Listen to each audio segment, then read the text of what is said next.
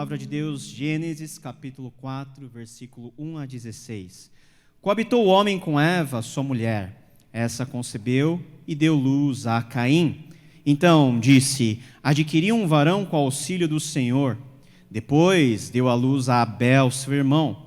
Abel foi pastor de ovelhas e Caim lavrador.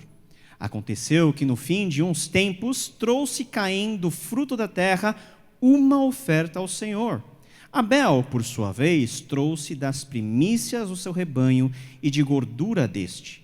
Agradou-se o Senhor de Abel e de sua oferta, ao passo que de Caim e de sua oferta não se agradou. Irou-se, pois, sobremaneira Caim, e descaiu-lhe o semblante. Então lhe disse o Senhor: por que andas irado e por que descaiu o teu semblante? Se procederes bem, não é certo que serás aceito? Se, todavia, procederes mal, eis que o pecado jaz à porta. O seu desejo será contra ti, mas a ti cumpre dominá-lo. Disse Caim a Abel, seu irmão: vamos ao campo. Estando eles no campo, sucedeu que se levantou Caim contra Abel, seu irmão, e o matou. Disse o Senhor a Caim: onde está Abel, teu irmão? Ele respondeu: não sei. Acaso sou eu tutor de meu irmão? E disse Deus: que fizeste? A voz do sangue de teu irmão clama da terra a mim. És agora, pois, maldito sobre a terra, cuja boca se abriu para receber de tuas mãos o sangue de teu irmão. Quando lavrares o solo, não te dará ele a sua força, serás fugitivo e errante pela terra. Então disse Caim ao Senhor: é tamanho o meu castigo que já não posso suportá-lo. Eis que hoje me lanças na face da terra, e da tua presença hei de esconder-me, serei fugitivo e errante pela terra. Quem comigo se encontrar, me matará. O Senhor, porém, lhe disse: assim, qualquer que matar a Caim será vingado 7 vezes. E pôs o Senhor um sinal em Caim para que o não ferisse de morte quem quer que o encontrasse. Retirou-se Caim da presença do Senhor e habitou na terra de Nod, ao oriente do Éden. Amém. Vamos orar mais uma vez. Senhor Deus, nós te agradecemos, bendizemos o teu nome e pedimos, ó Pai, que o Senhor agora fale conosco por intermédio da tua palavra. Que nossos ouvidos estejam prontos para ouvir-te, para que possamos adorar-te. E adorando o Senhor, a nossa vida possa ser transformada. Esteja conosco, ó Deus, ilumina com o teu Espírito Santo.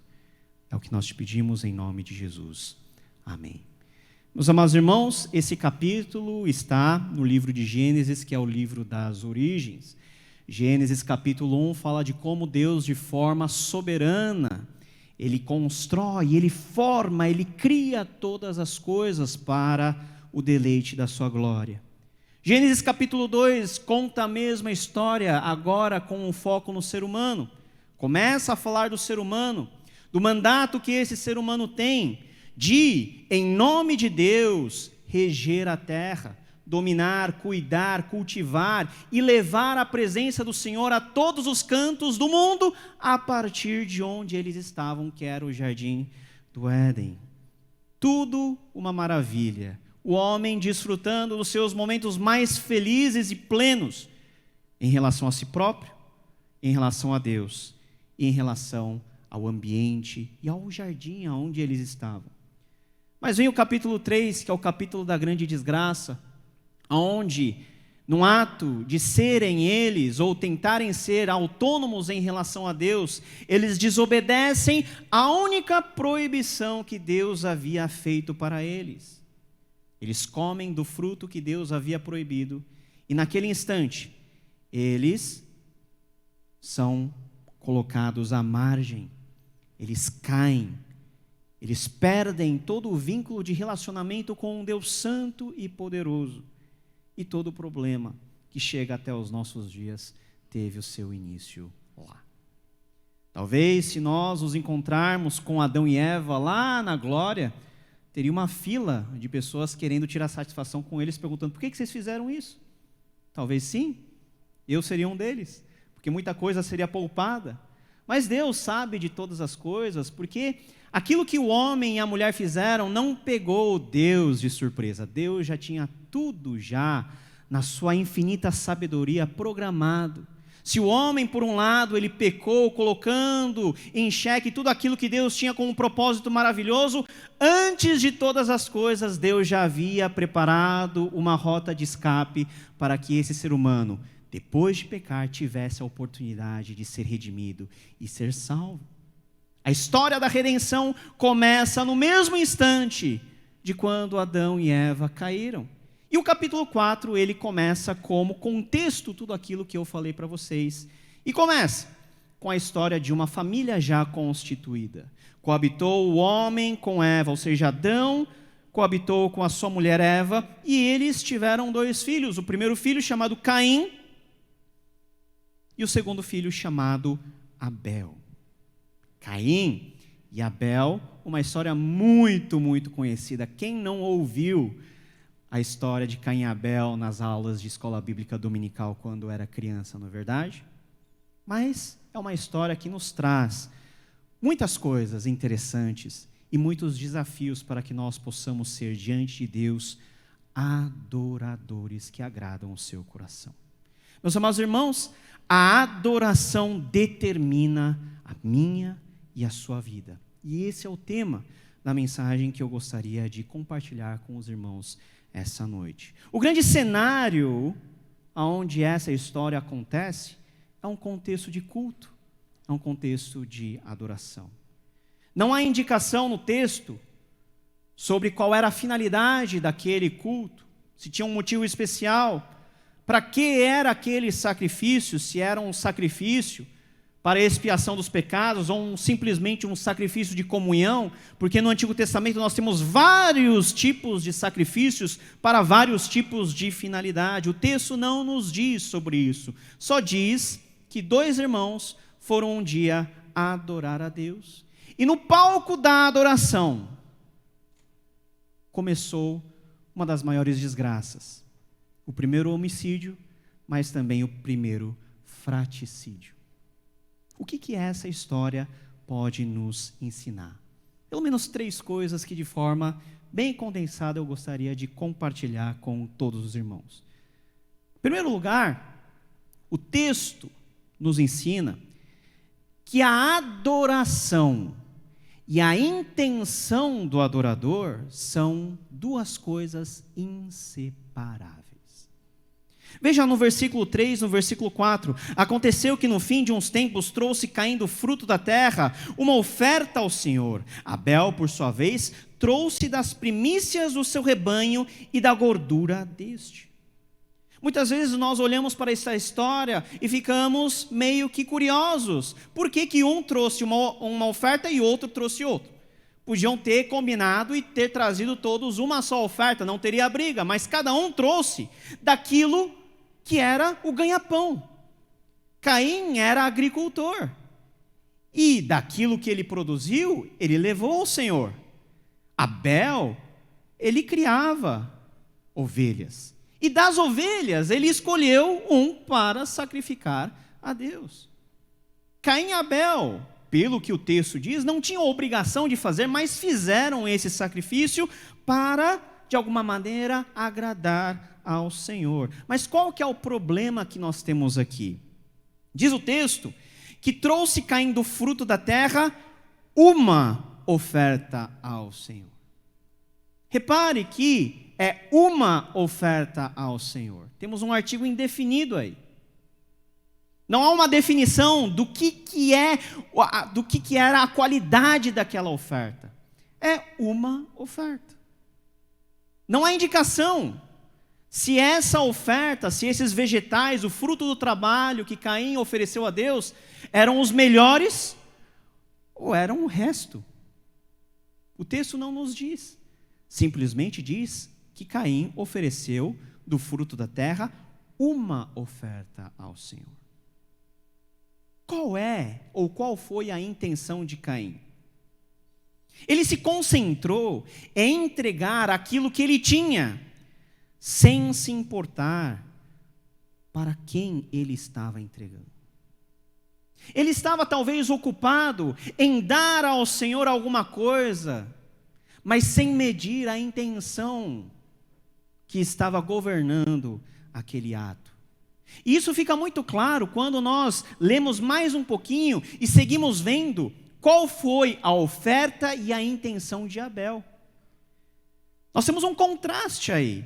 Veja no versículo 4, Abel, por sua vez. Ou seja, nós já temos uma marcação de contraste entre aquilo que Caim ofereceu e aquilo que Abel estava oferecendo. Abel, por sua vez, trouxe o quê?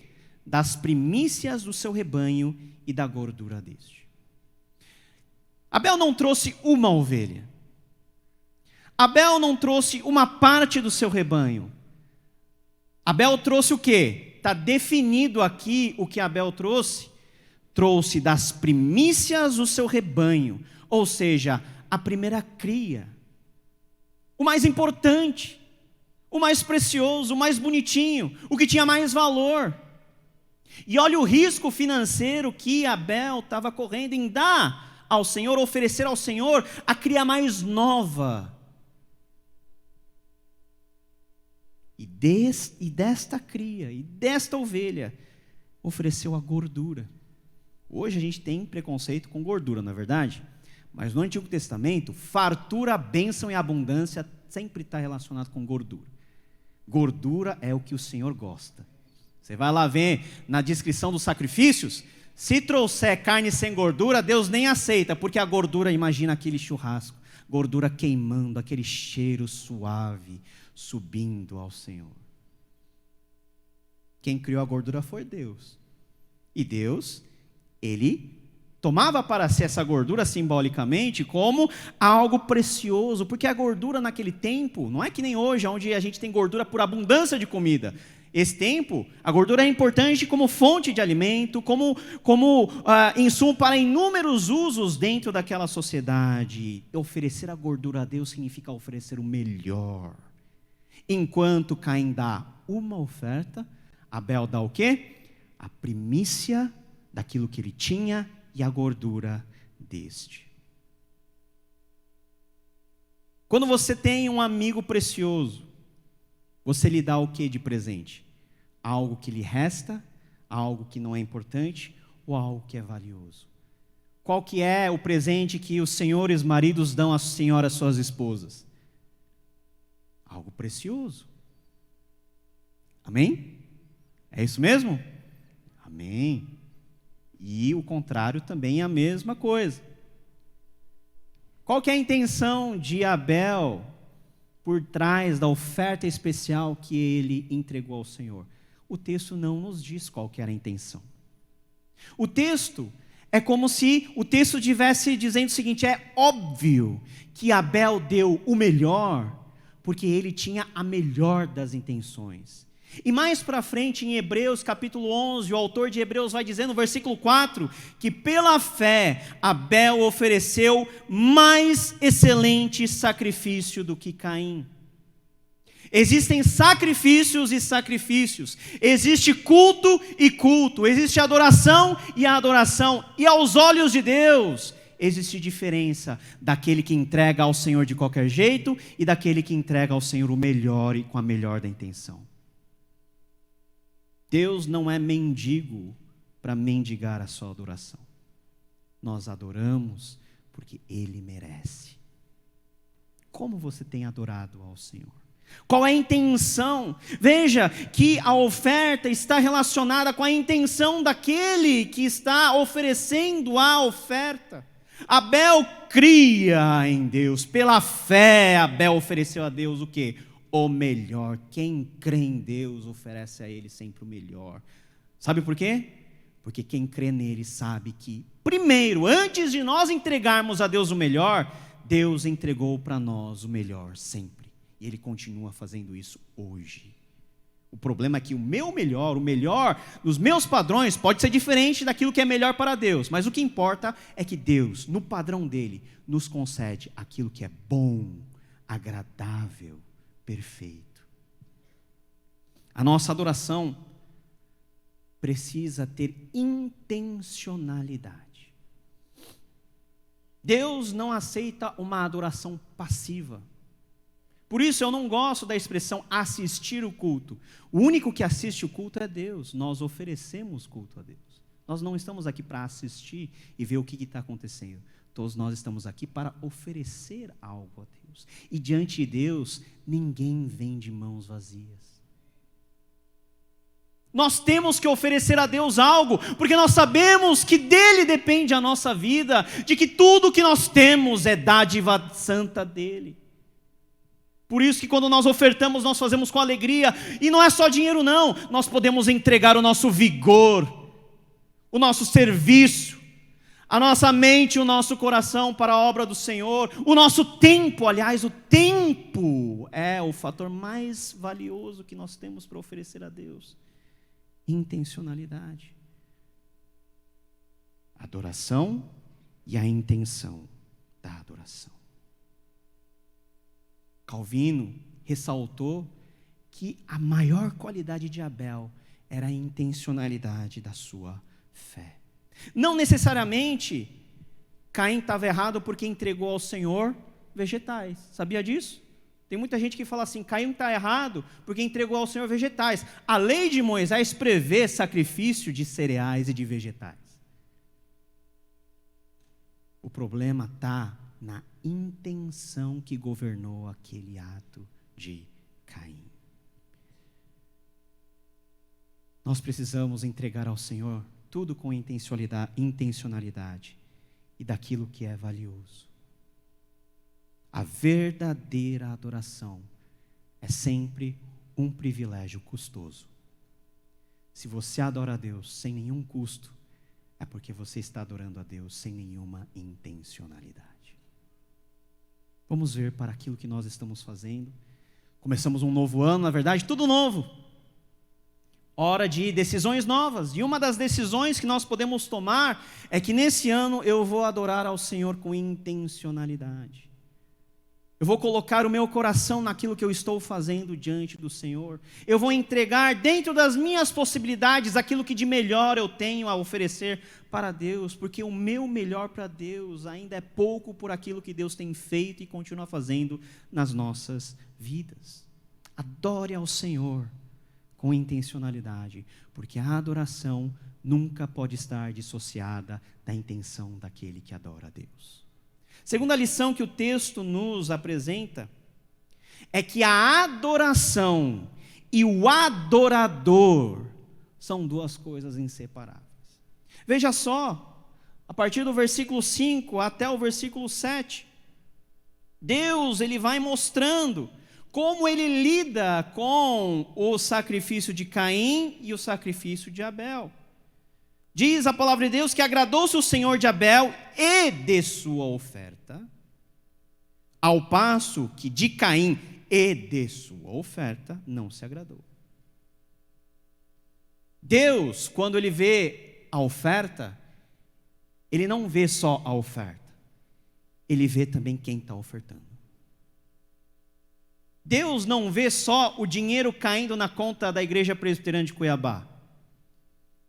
Deus vê o coração daquele que está entregando os seus recursos ao Senhor. Deus não vê apenas as pessoas servindo, como se serviço fosse o alvo último. Deus vê quem está fazendo isso e com que intenção está fazendo isso. Deus rejeitou Caim e a sua oferta e aceitou Abel e a sua oferta. A adoração e o adorador são inseparáveis. A reprovação de Caim mostra que o problema não estava apenas no sacrifício que Caim ofereceu, mas também em Caim. E isso vai ficar claro a partir do versículo 5. Irou-se, pois, sobremaneira Caim, declarou, e descaiu-lhe o semblante. Então lhe disse o Senhor: por que andas irado? E por que descaiu o teu semblante?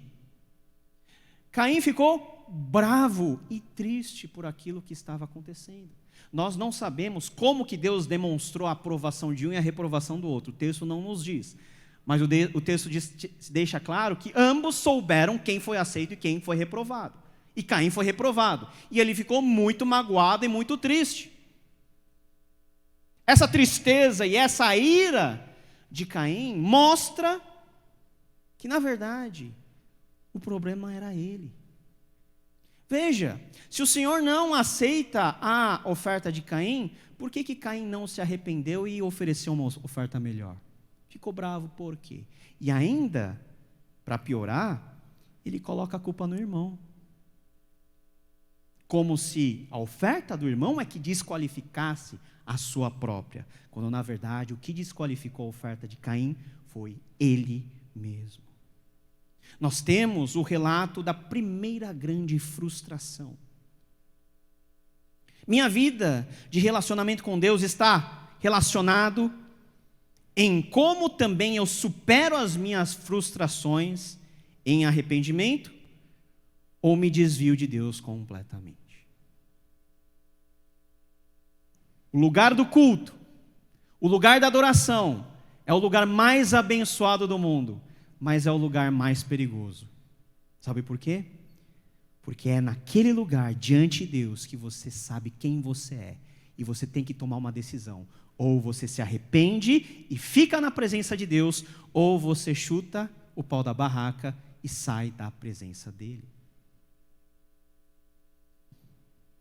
Caim foi dominado pelo pecado. E o Senhor continua dizendo a Caim o seguinte: porque andas irado e porque descaiu o seu semblante? Se procederes bem, não é certo que serás aceito? Se todavia procederes mal, eis que o pecado jaz à porta, e o seu desejo será contra ti, mas cabe a ti dominá-lo. Se você fizer o mal, olha, o pecado está que nem um animal sedento à busca de uma presa. Está olhando por você, buscando uma brecha para agir dentro da sua vida. Você está numa situação perigosa se você está fazendo mal. Você tem um rombo aberto nas muralhas da sua vida que possibilita os inimigos entrarem. E cabe a você dominar esse mal. Mas foi tudo o que Caim não fez. Caim foi dominado pelo pecado, matando o seu irmão, pois o seu coração estava cheio de inveja, ressentimento e ira. Ele demonstrou, pelas suas ações e pelos sentimentos, aquilo que já estava no seu coração. E por isso que a oferta de Caim foi reprovada. Ele estava com o coração cheio de tudo, menos de Deus. Buscar a aprovação das ofertas, sem se importar com a nossa própria aprovação, é, na verdade, uma tentativa de subornarmos Deus. Às vezes, pode ter alguém que ache que porque dá muito dinheiro na igreja, a barra dele está limpa com Deus. Deus não se importa muito com cifras monetárias, porque tudo é dele. Deus se importa com o nosso coração. Deus não se importa com o tamanho aparente das obras que pretensamente nós fazemos em seu nome. As obras podem beneficiar as pessoas, mas e você? Aonde está o seu coração? E com que o seu coração está preenchido? Meus amados irmãos, aquilo que Deus quer para nós, por meio desse texto, é que tanto aquilo que a gente oferece, quanto nós mesmos sejamos aprovados diante de Deus. O seu coração, a sua vida, a sua integridade, tudo que você é, tudo que você tem, amarra tudo num pacote e oferece ao Senhor. Não tenta separar aquilo que não dá para separar. Aquilo que você faz é aquilo que você é. Aquilo que você tem com aquilo que você tem no coração. Não dá para separar. Seja coerente. Sirva ao Senhor com o coração íntegro, com o coração reto. Porque foi aqui que Caim, ele caiu. O problema estava onde? Nas ofertas? O problema estava em Caim. Ah, mas Caim podia ter dado melhor? Podia. Mas Deus está mais interessado com o coração. Lembra daquela viúva? Aquela viúva diante de Jesus, no gasofilácio do templo, deu 2 moedinhas lá, que era tudo o que ela tinha. Enquanto que veio um rico e depositou horrores de dinheiro. Deus aceitou a oferta de quem? Daquele adorador que estava sendo coerente com aquilo que estava oferecendo diante de Deus. Nós precisamos ter a nossa vida aprovada por Deus. Não somente aquilo que a gente faz, não somente aquilo que a gente ostenta, não somente aquilo que a gente demonstra, mas e você? No dia em que Jesus te chamar, você estará diante dele, despido de todas as obras, e Deus olhará para o seu coração. Nesse dia, o que você terá para entregar ao Senhor? Meus amados irmãos, que a vida de adoração esteja em conformidade à nossa própria vida como adoradores do nosso Deus, amém? Terceira lição que o texto nos ensina, e essa lição está do versículo 8 ao 16. A adoração e a vida cotidiana são duas coisas inseparáveis. Não sei porquê nós pensamos que uma coisa é vir no domingo, na igreja, e quando todo mundo vem na igreja é uma maravilha, e todo mundo na igreja é até bom, porque na igreja é até difícil pecar, não é verdade? Todo mundo está no lugar santo, está ouvindo a palavra de Deus. Mas por que nós só pensamos que a vida de oração está restrita à igreja, aos momentos culticos que nós realizamos, e não está relacionado com o nosso cotidiano? A palavra de Deus diz que a adoração é algo tão surpreendente, algo tão poderoso, que essa adoração tem o poder em Deus de transformar o nosso cotidiano, transformar a nossa vida. Por um lado, nós temos Caim, que foi o primeiro homicida e o primeiro fraticida. Caim falhou na sua adoração e fracassou ainda mais, porque ele não se arrependeu. O fracasso em nossa adoração determina o fracasso na nossa ética, o fracasso na nossa vida e o fracasso em tudo o que nós construímos. Caim, na verdade, repete o erro dos seus pais, Adão e Eva. Quando Deus chega para Caim, qual é a pergunta que Deus faz? Onde está o teu irmão Abel? Quando Adão e Eva pecaram, qual foi a primeira pergunta que Deus fez? Onde estão vocês? E o que Caim ele responde? Estou aqui. O que você fez com teu irmão? Deus, eu sou tutor do meu irmão agora? Sei lá. Ao invés de expressar arrependimento, Caim foi indolente, foi irreverente quanto às perguntas de Deus e quanto à possibilidade dele ter a sua vida resolvida com Deus. Fez a mesma coisa que os seus pais fizeram. Deus pergunta para um joga a responsabilidade para a outra joga para a serpente mata no peito e acabou. Mas Deus cobra a responsabilidade dos três, do homem, da mulher e da serpente, da mesma forma que ele estava cobrando aqui a responsabilidade sobre Caim. Deus dá um castigo para Caim. Olha, a terra não vai mais dar a sua força, você vai plantar, e ele era o quê? Agricultor. Você vai plantar, não vai ter nada. Você vai andar errante pela terra. E Caim, ele não demonstra arrependimento, ele demonstra autocomiseração. Oh Senhor, as pessoas vão vir e vão me matar.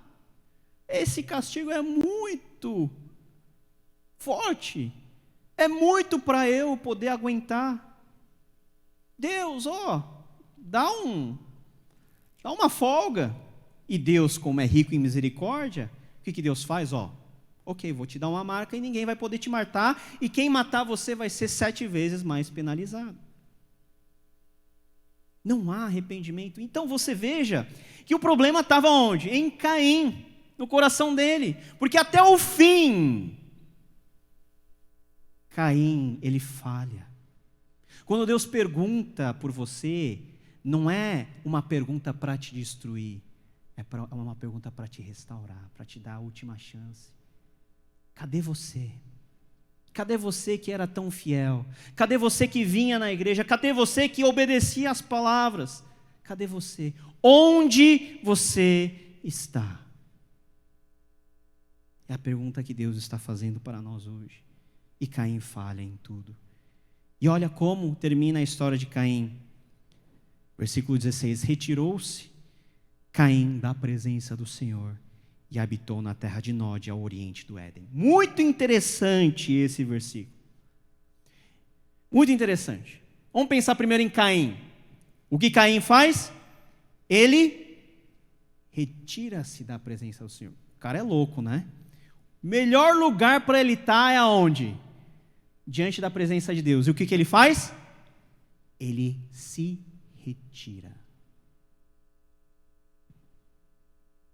Ele não foi expulso. Ele, com as suas duas perninhas, saiu da presença do Senhor. E é isso que o pecado, uma vez cauterizado o nosso coração, uma vez nós já não conhecendo e reconhecendo quem é Deus, uma vez não tributando a Deus a glória devida, nós não queremos mais nada com Deus. Nós perdemos a nossa paixão por Jesus, nós perdemos nosso brilho em contemplar a glória de Deus e nós enxergamos outras coisas como elementos melhores, até a minha própria vontade. E eu tenho o luxo de me retirar da presença do Senhor. O fracasso na adoração faz com que você saia da presença do Senhor. E ele habita onde? Na terra de Nod. Nod significa algo errante, peregrinação. Caim perde o chão, literalmente. Ele não tem mais estação fixa. Ele vai perambulando sem destino certo e sem lugar fixo. E isso, dentro da cultura da antiguidade, é um castigo muito grande, porque ele perde vínculo de identidade, ele já não sabe quem ele é, de onde ele pertence. E ele vai até onde? Ao oriente do Éden. Lembra no capítulo 3, quando Adão e Eva pecaram e eles foram expulsos do jardim? Para onde eles vão? Ao oriente do Éden.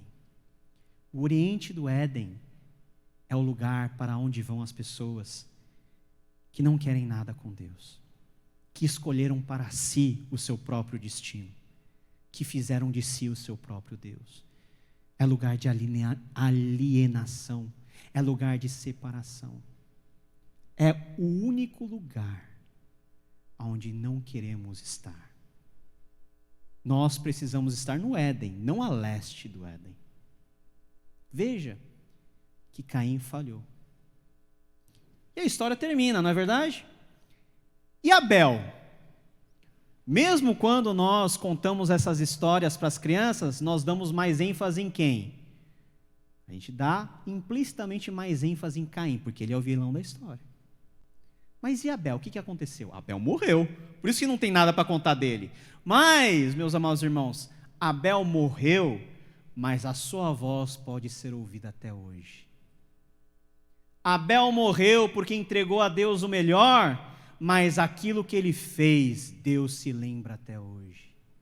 Abel morreu nas mãos do seu irmão, mas até hoje nós olhamos para Abel como padrão e modelo de fé.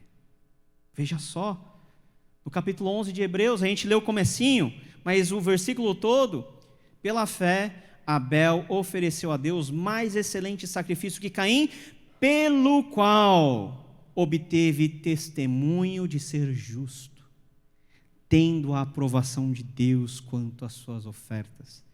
Por meio dela, também mesmo depois de morto, ainda fala. Abel significa algo passageiro, algo efêmero, como neblina que surge e quando os raios de sol aparecem, a neblina se desfaz. E foi assim a vida de Abel, foi algo passageiro. Ele viveu para morrer nas mãos do seu irmão. Mas antes de morrer, Abel deu testemunho de que a verdadeira vida de adoração ela não pode ser dissociada das nossas intenções, não pode ser dissociada de nós como adoradores e também não pode ser dissociada da nossa vida e da nossa rotina. Veja como a rotina de Caim veio abaixo. E veja como Abel, ele se coloca dentro da galeria dos heróis da fé lá de Hebreus 11, como um paradigma a ser seguido na integralidade por nós que hoje vivemos o desafio de, num mundo tão mau, sermos adoradores do único e verdadeiro Deus. Ele foi chamado de justo. Ele foi chamado de aprovado. E mesmo morto ainda fala. Olhando para esse capítulo e para esse versículo, talvez essa seria a maneira que eu gostaria de ser lembrado pelos meus filhos. Pastor também não tem essa possibilidade. Não, você deixa uma grande herança para o seu filho. Não quero ser lembrado pelo meu filho por isso. E também a possibilidade disso acontecer é muito remota. Pelo que você gostaria de ser lembrado pelos seus queridos? Pelos seus filhos? Eu acho que uma coisa basta. O meu pai, minha mãe, eles eram homens e mulheres de Deus. Eles foram justos. Eles foram aprovados. E mesmo eles mortos, o testemunho deles ainda fala. O testemunho lá de Simonton, século XIX, ainda fala hoje em todos os púlpitos de uma igreja presbiteriana no Brasil. O testemunho do reverendo Marco Sérgio vai falar por gerações nessa igreja, mesmo quando ele parar, mesmo quando ele foi chamado à glória, vai continuar falando de geração a geração. O meu testemunho, querendo Deus, vai ter esse impacto na minha família e o seu. A gente tem que querer isso. Querer ser aprovado por Deus. E mesmo se a nossa vida não seja lá aquelas coisas, mesmo se a gente não tenha conforto, mesmo se a nossa vida seja breve, olha o tamanho do elogio que Abel recebeu de Deus. Ele foi breve no mundo, mas ele é um príncipe do Senhor.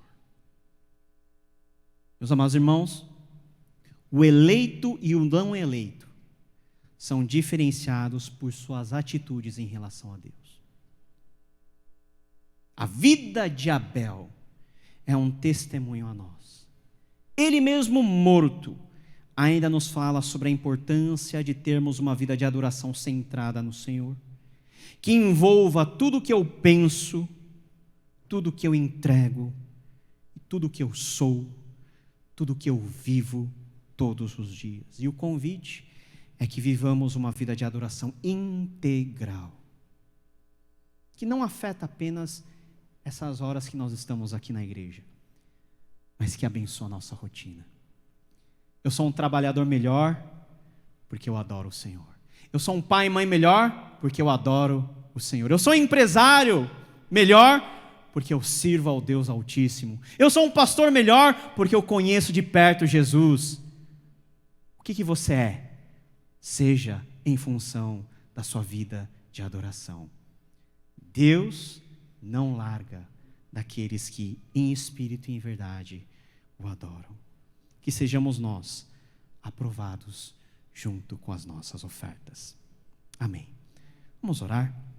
Senhor Deus, nós te agradecemos e pedimos que o mesmo Deus de Abel, que recebeu com prazer aquilo que Abel entregou, a sua oferta e ele próprio, possa ser também o Deus que nos ajuda a seguirmos o seu exemplo, que pela fé entregou um sacrifício mais excelente.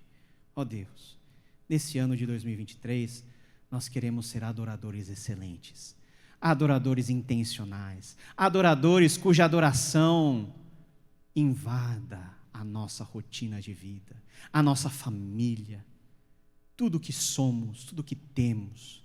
Ó Deus, nós deixamos diante do Senhor, nós glorificamos o Senhor e pedimos que o Senhor nos ajude a darmos ouvidos a essa palavra e sermos transformados por ela. Nós oramos em nome de Jesus.